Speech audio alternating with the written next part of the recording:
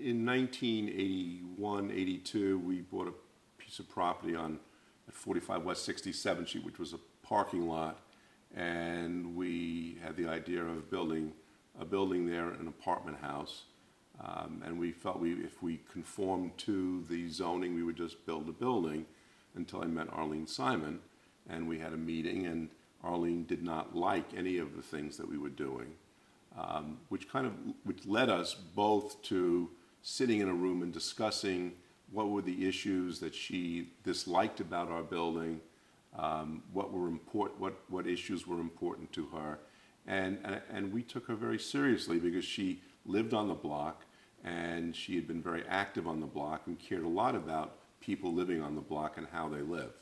So after many conversations, we really had a meeting of the minds, and through that process, I think our building became a better building. We went out to pick certain types of trees, these Halka locusts trees that we picked out together, each one that we planted in front of our building.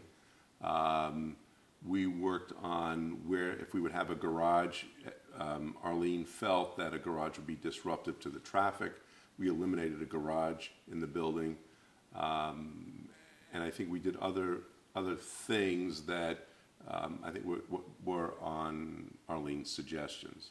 And I think that made our building better. And I think it made me realize as a developer that by listening to people, you can learn a lot, and particularly people that live in a neighborhood. And I think that has shaped our way of doing business going forward.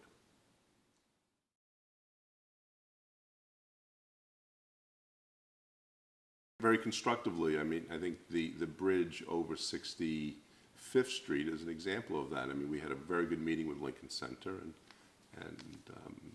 and I think the comments of your group were very constructive and perceptive about understanding the architecture of it.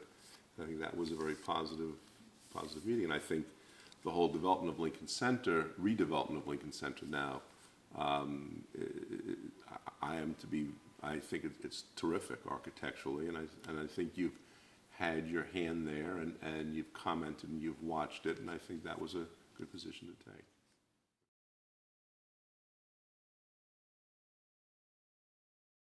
I think of three cities. I think of New York City, I think of Paris, which I know pretty well, and I think of Dubai. And when you think of Dubai, there's no history there that's been preserved. Every building being built there, each building is on its own, does not relate to the next building. If you think of Paris, you think of the history of the buildings, that they're all together. They all belong together. They've been preserved in a way that creates a wonderful, wonderful city. I think New York City, Manhattan, is a city that is not Paris, but you want to preserve, as Paris has, major neighborhoods. You want to preserve buildings that deserve to be preserved and taken care of. And you don't want to be like to Dubai, where you are tearing down buildings and there's no context of any building. So I think Landmarks West is protecting and preserving the Upper West Side the way it should be. And it's going to create a city that's more interesting, like Paris, but it will be New York City style of Paris. And I think that's very important. And it's very important for the people who live here, and I think it's equally important for the people who want to build buildings here and develop here, because it makes for a better neighborhood, a better environment to live in.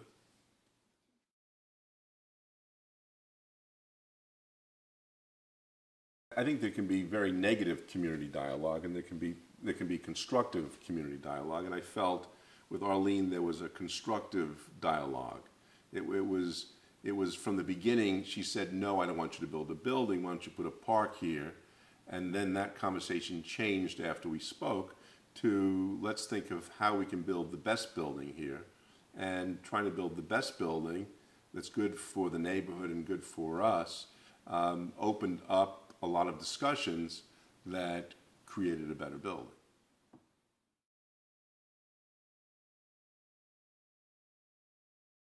I must say, I love walking by the facade of the building. I remember we finished it and some lady walked by and said to me, she said, I never noticed this building. I said, well, it's a new building. She said, well, it's not a new building. Look at this old stonework and these old lanterns here. So I said, no. I said, it really is. No, don't be silly, and walked on. Yeah, and I took that as a great compliment, right, because then it was fitting in, right, and I think that is, I think the lower facade of that building is as good as any, right, and I think the lobby, which is a small lobby, not ostentatious, but it is a richness to it between the black and white marble and the wood. I think it's held up very well.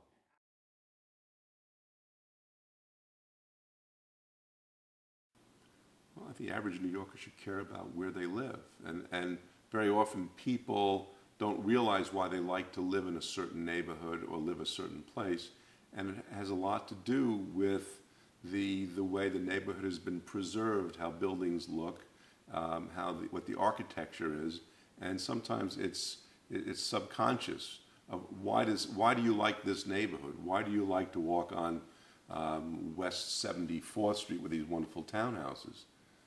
Well, if you start thinking about it, it's because of these great buildings that are there, and it makes you feel comfortable and sometimes makes you happy. So I think to preserve those neighborhoods, those buildings, those blocks is important, and I think that's why the average New Yorker should care about it.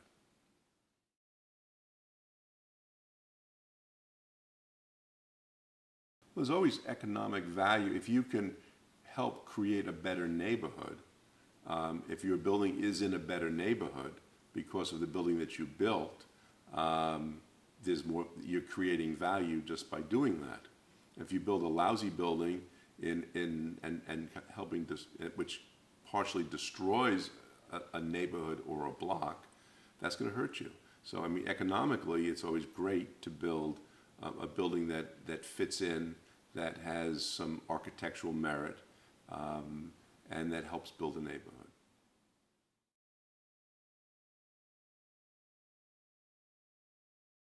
I think the negative part is having more red tape to go through to get projects approved.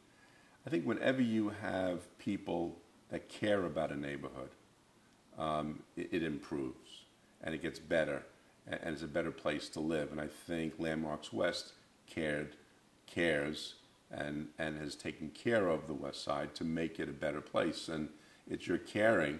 I may not agree with all your decisions, but I agree with a lot of them.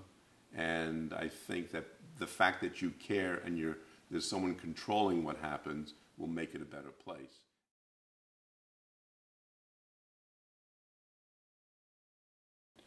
I think your work will never be done because the neighborhood is constantly changing, and there's going to be pressure for it to change in different ways. And I think to direct that change and to control that change is an important effort. I mean, not everything has been built on yet.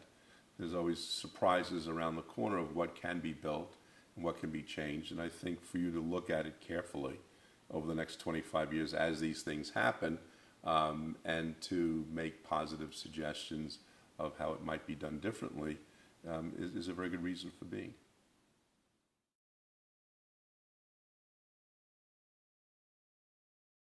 I want to build a building that I think will be perceived and thought of as being well constructed. I want to build a building that people will say is a very thoughtful building. So I do think about those things a lot. And I think to do that, you know, a good dialogue with all kinds of people, from architects to community people, can be very, very helpful.